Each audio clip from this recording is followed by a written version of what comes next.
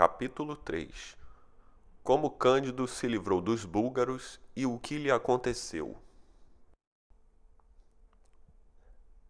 Nada era mais belo, mais brilhante, melhor ordenado do que os dois exércitos. As trombetas, os pífaros, os clarinetes, os tambores, os canhões formavam uma harmonia como nunca se viu no inferno. Os canhões deitaram abaixo, na primeira descarga, perto de 6.000 homens de cada lado.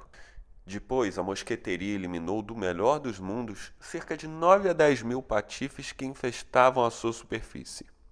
A baioneta foi também a razão suficiente da morte de alguns milhares de homens. O total de mortos podia calcular-se em 30.000 almas.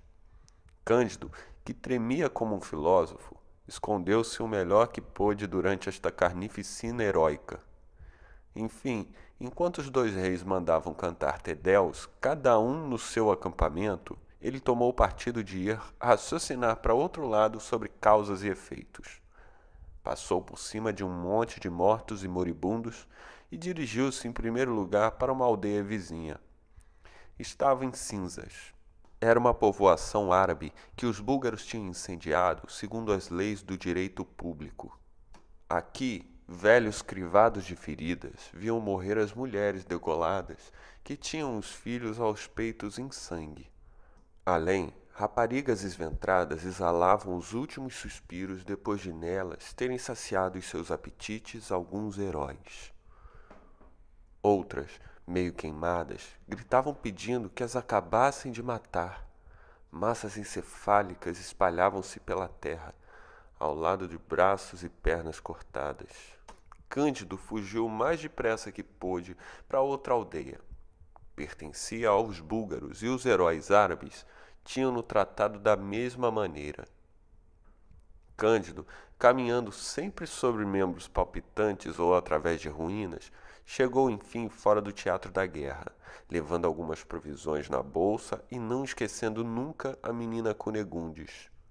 As provisões acabaram quando já estava na Holanda, mas tendo ouvido dizer que toda a gente era rica naquele país e que os seus habitantes eram cristãos, não duvido que o tratassem tão bem como tinha sido tratado no castelo do Sr. Barão, antes de ter sido expulso dele por causa dos lindos olhos da menina Cunegundes.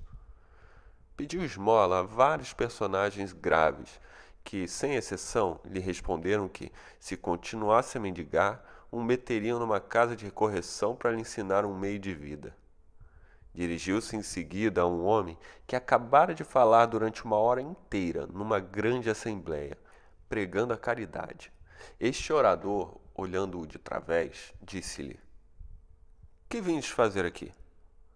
Estás aqui para a boa causa? Não há efeito sem causa, respondeu Cândido com modéstia. Tudo está necessariamente encadeado e arranjado para o melhor.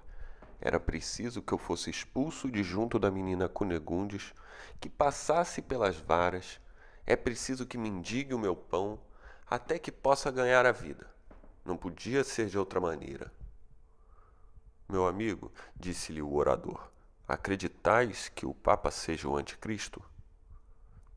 Ainda não o tinha ouvido dizer, respondeu Cândido, mas quer o seja, quer não, preciso de comer. Tu não mereces que te deem de comer, disse o outro. Vai-te, patife. Sai daqui, miserável, não me voltes a aparecer.